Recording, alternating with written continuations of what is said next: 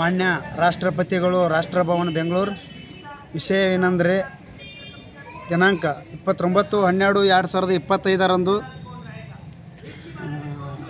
ಮಾನ್ಯ ಧಾರವಾಡ ಜಿಲ್ಲೆಯ ಹುಬ್ಬಳ್ಳಿ ತಾಲೂಕಿನ ವೀಣಾಮೀರಾಪುರ ಗ್ರಾಮದಲ್ಲಿ ಒಂದು ಮಾನ್ಯಳ ಕೊಲೆಯನ್ನು ಮಾಡಿರುವಂಥ ನರಭಕ್ಷಕ, ಒಂದು ನರಕೋರಕ, ಒಂದು ಹಂತಕ, ಒಂದು ತಂದೆಯಿಂದ ಕೊಲೆಯಾದಂಥ ಹಾಗೂ ಆ ದುಷ್ಕರ್ಮಿಗಳನ್ನು ಆ ಪ್ರಕಾಶ್ಗೌಡ ಪಾಟೀಲ ಅನ್ನುವಂಥ ತಂದೆಯಿಂದಲೇ ಕೊಲೆಯಾಗಿರ್ತದೆ. ಆ ಕೂಡಲೇ ಆ ಕುಟುಂಬಸ್ಥರಿಗೆ ಎಲ್ಲ ಥರ ಸೆಕ್ಯೂರಿಟಿ ಕೊಡಬೇಕು ಮತ್ತು ಆ ಮಾನ್ಯಳ ಕೊಲೆಯಾಗದಿರುವಂಥ ಆರೋಪಿಗಳನ್ನು ಕೂಡಲೇ ಬಂಧಿಸಬೇಕು ಮತ್ತು ಗಲ್ಲು ಶಿಕ್ಷೆಯನ್ನು ವಿಧಿಸಬೇಕಂತೇಳಿ ನಾವು ಮಗದೊಮ್ಮೆ ಯಾಕಂದ್ರೆ ಉಗ್ರವಾಗಿ ದಮನಿತ ಸೇನಾ ಸಮಿತಿ ವತಿಯಿಂದ ವಿಜಯಪುರ ಜಿಲ್ಲಾ ಅಧ್ಯಕ್ಷರಾದ ಲಕ್ಷ್ಮಣ ಭೀಮಪ್ಪ ಚಲವಾದಿ ಹಾಗೂ ಮೇಳ ಘಟಕದ ವಿಜಯಪುರ ಜಿಲ್ಲಾ ಅಧ್ಯಕ್ಷರಾದ ಸುನಿತಾ ಹನುಮಂತ ಹೊಸಮನಿ ಅವರು ಹಾಗೂ ಹನುಮಂತ ಮರಿಯಪ್ಪ ಹೊಸಮನಿ ದಮನಿತ ಸೇನಾ ಸಮಿತಿಯ ರಾಜ್ಯ ಸದಸ್ಯರಾದ ಹಾಗೂ ನಡಗುಂದಿಯ ಯುವ ಘಟಕದ ಗೌರೇಶ್ ವೀರಣ್ಣ ಭೀಮಪ್ಪ ಚಲವಾದಿ ಹಾಗೂ ಇವರು ಕೂಡ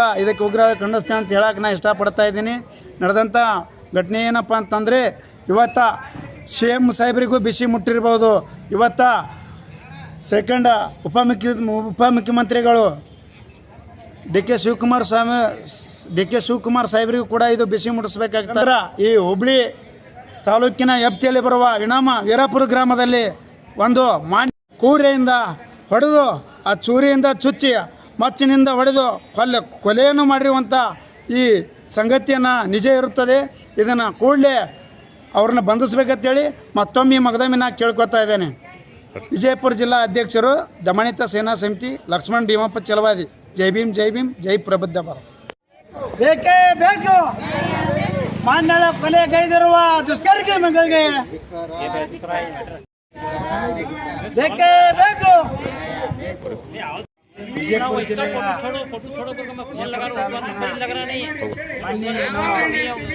ಒಂದು ಧಾರವಾಡ ಜಿಲ್ಲೆಯ ಹುಬ್ಬಳ್ಳಿ ತಾಲೂಕಿಗೆ ಸಂಬಂಧಪಟ್ಟಂತೆ ಒಂದು ವೀರಾಪುರ ಗ್ರಾಮದಲ್ಲಿ ನಡೆದಿರುವಂಥ ಮಾನ್ಯಳ ಕೊಲೆ ಗೈದಿರುವ ದುಷ್ಕರ್ಮಿಗಳಿಗೆ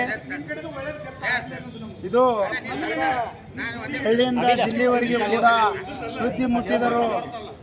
ಮುಂದೆ CM ಆಗಿರ್ಬೋದು, ಉಪಮುಖ್ಯಮಂತ್ರಿಗಳಾಗಿರ್ಬೋದು, ಇದನ್ನು ಎಚ್ಚೆತ್ತುಗೊಳ್ಳಬೇಕಂತೇಳಿ ಅವರಲ್ಲಿ ಕೇಳ್ಕೊತಾ ಇದ್ದೇನೆ.